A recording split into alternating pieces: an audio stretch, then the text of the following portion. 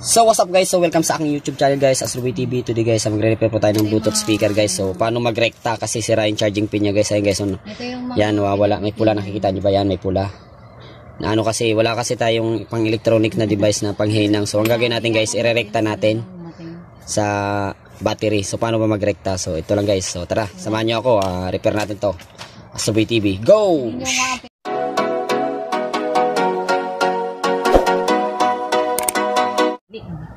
So ganito lang magano guys, magrekta. So kunin natin yung battery natin. Ito yung supply sa battery, ito. Ito yung sa battery natin, ito. Papunta dito sa kanyang dito sa battery yung supply. So ito yung battery. Ngayon kumuha tayo ng guys, ng cord, yung sa natin, connector natin sa charger, ito. So ang kukunin natin dito guys, yung cord lang ito. Tapos meron siyang pula, ito yung positive. Ito po yung black ay negative. So paano ba i-rekta? So ito yung battery. So nag-cut lang tayo dito guys, ayan.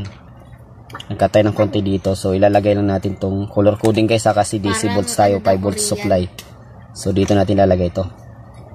Ayan. Itatap natin siya dito. Rekta tawag ito guys, para hindi ka na mag-ano ng charging pin, kasi wala nga tayong pang electronic device yung pamalit nito kasi wala tayong gamit. So ito gagawin natin guys para magamit nyo pa yung mga Bluetooth speaker nyo na sira yung charging pin. Ito lang gawin nyo, magrekta lang kayo para magamit nyo pa siya. Ayan. So ito guys, so lagay mo rin ito sa positive. Color coding naman, di ka naman malilito nyan guys. Ayan. Color coding naman siya. So talagang guys, yung para hindi talaga mabigtas guys, kuha tayo ng panghinang, ihinang natin para hindi talaga siya mabigtas. So yun guys, so pinapainit na natin yung ating soldering lead. Ayan, so mainit na yun guys. So ito, rekta tayo dito guys. Kumuha na tayo ng cord ng charger natin na luma guys. So ayan, natin to dito. Ihinang natin guys para hindi talaga mawala yung contact nya. Ayan. So kuha na tayo ng soldering lead. Ayan, hinang natin guys. Para yan, ganyan lang magrekta guys. Diretso sa battery ang karga nya guys. Hindi na siya dadaan sa So ganyan, hinang natin to.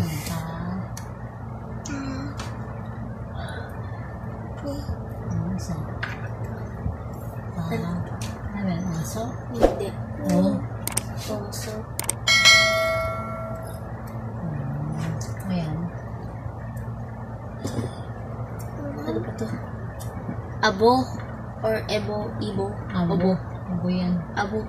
Ash. Abo. Ubo. Ubo. Ayan. Gawin mo na lang kayo para ubo. Ayan. Ayan guys, so yan.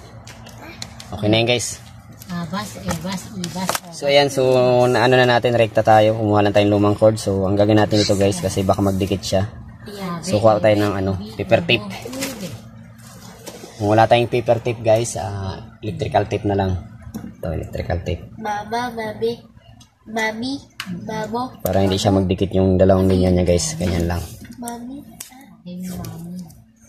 Bibe. So lagyan natin itong electrical tape para hindi talaga magdikit yung dalawang niya. Ako na maghanap. Hindi muna guys, testing pala natin mamaya. Testing muna natin guys, kasi titingnan natin yung supply kung tumataas. So testing muna natin. Kuha muna tayong saksakan. So yan guys, so kinabitan ko na yung yung wire na yung sa connector natin ng charger. So ito. So tingnan lang natin tong guys, kung may supply yung outlet natin. So patayin ko lang muna yung ilaw. Tayo yung ilaw kung may supply. Pag nagpula to guys, ibig sabihin may supply ang ating outlet. Yan, may supply kabila. So may pula guys, ayan, nakikita nyo. So may supply. So tara, buksan natin tong guys, yung ilaw. Yan, buksan natin yung ilaw. So ito guys, so kuha tayong tester. Tingnan natin yung battery, karga ng battery nya kung ilan. Yan, so tester tayo. So lagay natin sa DC guys, sa DC ito. Yan, naka tayo 20 volts DC. So tingnan natin yung supply nito guys. So positive, negative, color coding. So ayan, tingnan natin. So meron siyang 3.79. So try natin isaksak yung guys, yung kanyang kasi narekta kasi natin yan. So nakita nyo ba kanina, ulitin natin guys kung ilan ang supply nya. Ayan, tingnan na sa guys kung ilan supply. Ang supply niya ay 3.80. So, try natin saksak to guys. Yung anyang cord. Para malaman natin kung tataas yun. 3.80 yung guys, no? So, tingnan natin kung tumaas yung kanyang karga. Ano bagong dapat? Ayan guys, so okay na guys. Ayan, ganyan lang magrekta. Rekta na siya sa battery guys na kanina 3.8 yan. 5 volts. Ayan, ibig sabihin guys, nagkakarga yung ating ano papunta sa battery. So, ganyan lang magrekta guys. So, ang gagawin natin dito guys, supply nito guys sa 5 volts DC lang. So, tipan na natin to kasi okay na yung ginawa. Ganyan lang mag-bypass magrekta. Kung sira yung kanyang charging pin guys, yan. Pag sira yung ganito natin. Rekta para magamit yung mga Bluetooth speaker nyo, ng mga luma dyan, na sabi sira yung saksakan ng charger. Ganyan lang gagawin nyo guys. I-rekta nyo na sa battery. Yun, so tara, lagyan natin tape para mai-testing na natin kung okay yung ginawa natin. So, balik na po natin guys kasi ano natin yan, naka-rekta na po siya. So, balik na natin yung kanyang ano, kung saan nakalagay yung parts nitong ating Bluetooth speaker. So, ayan. So, unahin natin yung ano guys, yung kanyang ayan. So, lagay natin to dito. Ganyan. Ayan guys, so lagay natin ganyan. So, pag nailagay na natin yan, so lagay natin to. So, nakaipit lang naman to dito guys, yung kanyang so, ganyan, i-cover lang natin to. So, unahin natin to dito guys, yung sa ano niya, sa speaker, yan. Speaker. Tapos, idadaan natin dito sa kanal, kasi may kanal siya guys. Kasi pag inano niya yan, naiipit yan. Yan, so lagay natin to. Marami yan? Yan. So, lagay natin tong ano guys, para may kabidyo ko.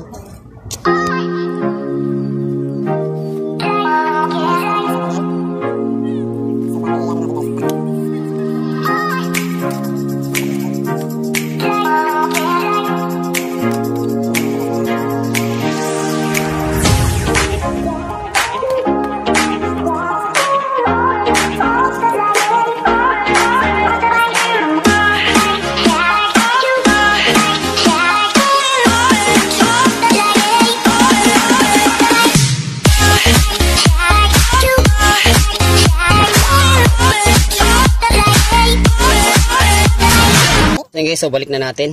Ayan, ganyan. So, i-cover lang natin ganun. Tapos ilulusot na natin tong ano.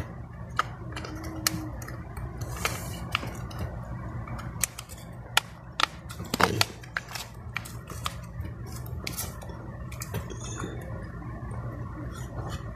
Halika na dito siya, magka ka na dito.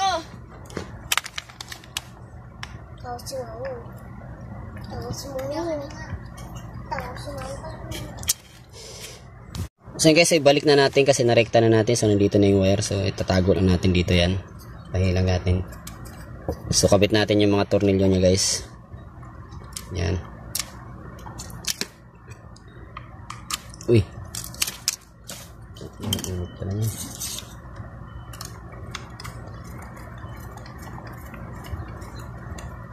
Yan, nag-lock na.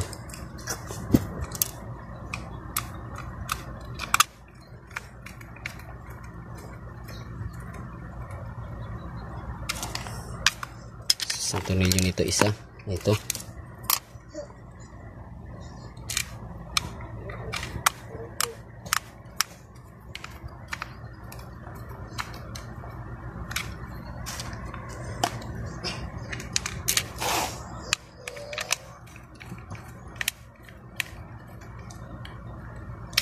So, balik na natin guys. So, dito guys, hilain natin to para mahatak yung wire nya. Ayan. So, lagay natin ganun. Tago natin guys para walang ano. Yun. So, pagka nakaganyan na guys, lagay na natin yung takip nya. So, lagyan natin ito ng ano guys. May ano ka ba dyan, ma? Pag binalik natin guys, so lagyan natin ito ng glue para hindi siya ano, yung basag yung tunog nya guys. Kasi ito yung lumabas. Lumabas mo. Ito lumabas.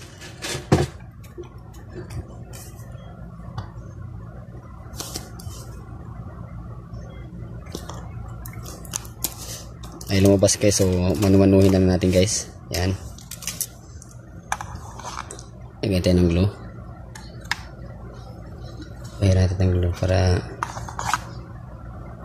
padami. Ano ba naman?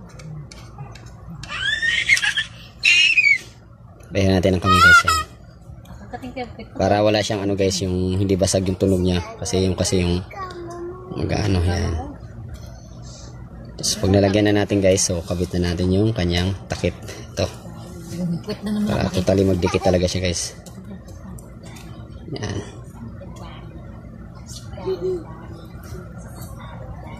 Tapos lagay natin yung kanyang lock. Yan, lock natin. Sa kabila guys, ganun din gagawin natin. Kaya hindi natin ang glue. Suka pa tayo guys kasi.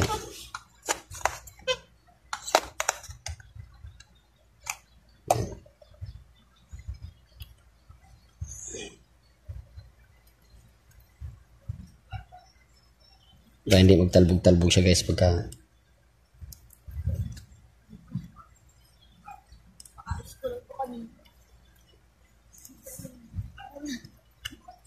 yan. So lagay natin yung ano guys, yung isang ano niya, ito pahiran na rin natin para yan. Tapos kakabit natin pag ganun para totally siya magdikit. Ito guys, yan.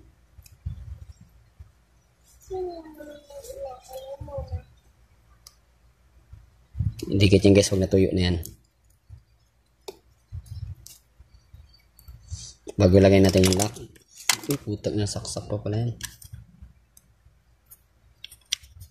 Yan, san. Yung nalock na siya guys, so ayan. Tayo natin matuyo, so balik na natin yung cover niya guys, ito. Balik naman ang cover nito. Tingnan mo lang kung saan yung una.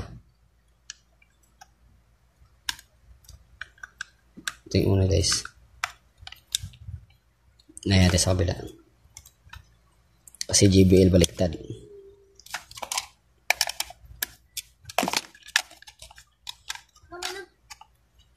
Ayusin mo kasi. Hindi nga maangat.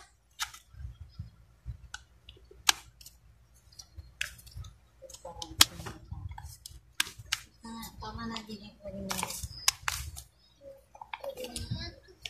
Napunggil na guys, di na pumapasok. Ilang assignment mo? Yan. Pasok na guys. So ayan, okay na yung ginawa natin guys. Ayan. Testing natin guys kung nag-on. Yan, okay na guys.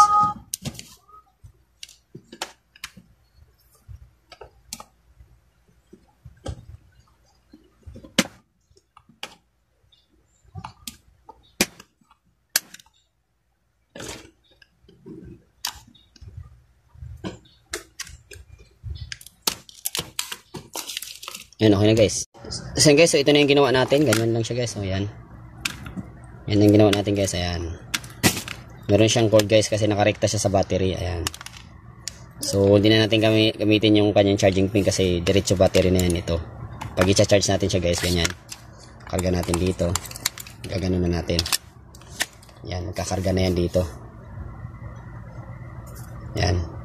So hindi nga lang nakikita pero nagkakarga yan guys kasi hinin lang naman natin yan. So pagkatapos nyan guys, itong wire nyan guys, ipulupot natin. Yan. Para ganyan na siya guys. Pero rekta, magagamit mo yung mga sira mong Bluetooth speaker. Testing natin guys kung gumagana yung ginawa natin. Ayan guys, okay na. So meron din siyang indicator light.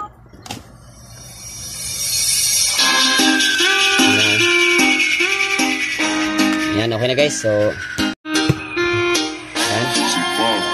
So dito ko na tatapusin yung vlog ko. Maraming salamat po. Subscribe sa TV para ganahan tayo mag-upload. Ingat po kayo. God bless. Subscribe.